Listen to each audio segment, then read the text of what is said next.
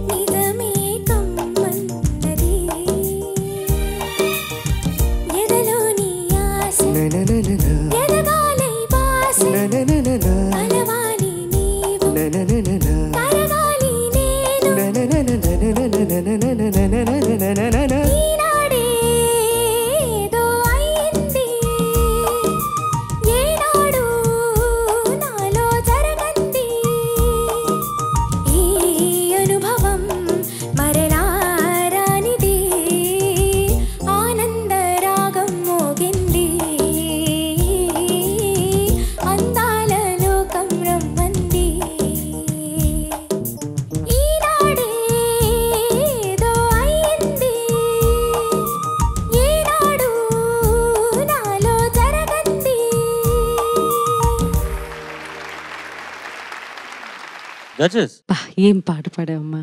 Thank you ma'am. Any time అసలు నా కొన్ని కొన్ని చిన్న చిన్న క్వశ్చన్స్ అడగచ్చా?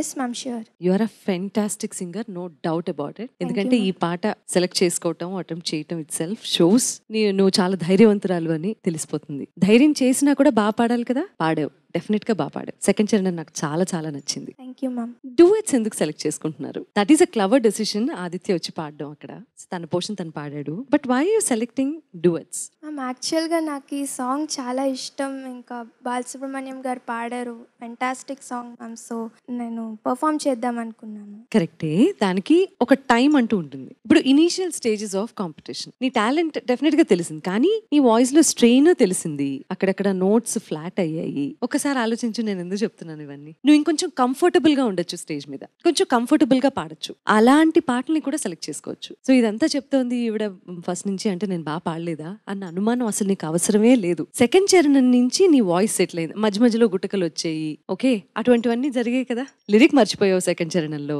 ఎందుకు జరుగుతుంది అదంతా? మొత్తం పాట నువ్వు పాడాలి. అదే నువ్వు ఒక సోలో ఎంచుకున్నావు అనుకో, ఎస్పీబీ గారు పాడింది ఆర్ ఘంటసాల గారు పాడింది, సోలో ఎంచుకున్నావు అనుకో, నీకు ఒక ఫ్లో ఉంటుంది. అది నా చిన్న సజెషన్. అదర్వైజ్ చాలా హ్యాపీగా అనిపించింది నీ గొంతులో ఆ గమకాలు అంత స్పష్టంగా పలుకుతుంటే. Felt really really nice. Thank you ma'am. You have talent, but you need to take care of your voice because we want you in the competition. Okay, thank you ma'am. Likhila, నమస్తే సార్. ఈనాడు టీవీలో ఈనాడు పాటని ఈనాడు చాలా బాగా పాడావు. Thank you sir. Definitely Sunitha garu చెప్పిన points అంతా very important, please take care. కానీ ఓవరాల్ ఒక ప్రెజెంటేషన్ అని నేను చూస్తుంటే ఐ రియలీ లైక్డ్ ఇట్.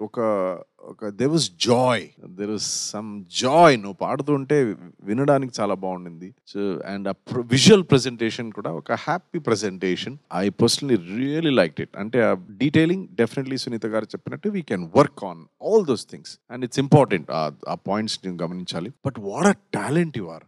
నేను యాక్చువల్లీ ఐ మస్ట్ సే మన ఇంట్రొడక్షన్ రౌండ్లో somehow went unnoticed for me. నువ్వు ఫస్ట్ కంటెస్టెంట్ కదా? Yes sir. సో నువ్వు ఫస్ట్ కంటెస్టెంట్, నాకు అలా అంత రిజిస్టర్ కాలేదు. కానీ ఈ రౌండ్ లో నేను చెప్తున్నాను, you can be one of the finalist. అలాంటి talent, so nurture it. Thank you sir. All the very best. Thank you sir. Likhila, నమస్తే సార్. నమస్తే. చాలా బాగా పాడావు. సునీత గారు చెప్పిన దాంతో పూర్తిగా ఏకీభవిస్తున్నాను నేను. ఆ జాగ్రత్తలు తప్పకుండా తీసుకోవాలి. ఒక పాట తీసుకున్నప్పుడు దాన్ని సంపూర్ణంగా నువ్వే పాడాలి, మధ్యలో ఆదిత్య కాకుండా. అది తెలివైన నిర్ణయం అయినా కూడా మొత్తం నువ్వు పాడితే అదొక తృప్తిగా ఉండేది నాకు. కానీ చాలా బాగా పాడావు. నా అభిప్రాయం ఏంటంటే, ఒక చోట ఉన్న సముద్రాన్ని యథాతథంగా తీసి ఇంకొక చోట పెట్టడం చాలా కష్టం. కానీ ఈ పాట అనే సముద్రాన్ని, ఎక్కడో ఉన్న సముద్రాన్ని తీసుకొచ్చి నువ్వు మాత్రం ఈ చోట పెట్టావు. చాలా ఆనందంగా ఉంది. మధ్యలో కొన్ని నీటి బిందువులు అలా దొరిలినా కూడా సముద్రం అయితే ఇక్కడికి వచ్చేసింది. అంత ఆనందంగా ఉంది. నేను ఒక విషయం ఎప్పటి నుండో చెప్పాలనుకుంటున్నాను. ప్రేమ గురించి ఈనాడే ఏదో అయ్యింది, ఈనాడే ఏదో జరిగింది, గుండెలో సందడి పెరిగింది, ఏదో అలజడి కలిగింది అని కవితాత్మకంగా చాలా సందర్భాల్లో చాలా మంది కవులు చెప్తుంటారు. కానీ అది కవితాత్మక కోణం. శాస్త్రీయ కోణంలో ప్రేమ అన్నది ఎలా ఉంటది అనేది నేను ఒక పాటలో రాశాను. ఆ 2 మాటలు చెప్పాలి. అంటే శాస్త్రీయంగా శరీరంలో జరిగే మార్పులు, చర్యలు ఏంటంటే, అమ్మాయిని అబ్బాయి చూడగానే డోపమైన్ హార్మోన్ దూసుకొస్తుంది, ఎమోషన్, ఎగ్జైట్మెంట్ ఎక్కువ అవుతుంది. అమ్మాయితో అబ్బాయి మాట్లాడగానే సెరటోనిన్ హార్మోన్ ఆవిరవుతుంది, ఆకలిని నిద్రని అది దూరం చేస్తుంది. అమ్మాయితో అబ్బాయి అడుగులు వేస్తుంటే ఆక్సిటోసిన్ హార్మోన్ ఉరకలు వేస్తుంది, అడ్వెంచర్లు ఎన్నో చేసే ధైర్యం వస్తుంది. అమ్మాయికై అబ్బాయి ఆలోచిస్తుంటే వెసోప్రెసిన్ హార్మోన్ విడుదలవుతుంది, వాలంటైన్లా లవ్ ఫీలింగ్ పుడుతుంది. వెంటనే మెదడులోని హైపోథలమస్ యాక్టివేట్ అవుతుంది, పిట్యూటరీ గ్లాండ్ కు అది పిలుపే అందిస్తుంది. ఎన్నో ఎండార్ఫిన్లు ఎగసి పడతాయి. అన్నీ కలిసి ఆనందంగా ఎదను చుట్టుముడతాయి. ఆకర్షణే అలా అలా ఒక అటాచ్మెంట్ అవుతుంది. కాలక్షేపమల్లే మొదలై కమిట్మెంట్ అవుతుంది. యవ్వనమే పరీక్ష నాలిక, శరీరమే ప్రయోగశాలగా జరిగే చర్య ఇది. Love chemistry.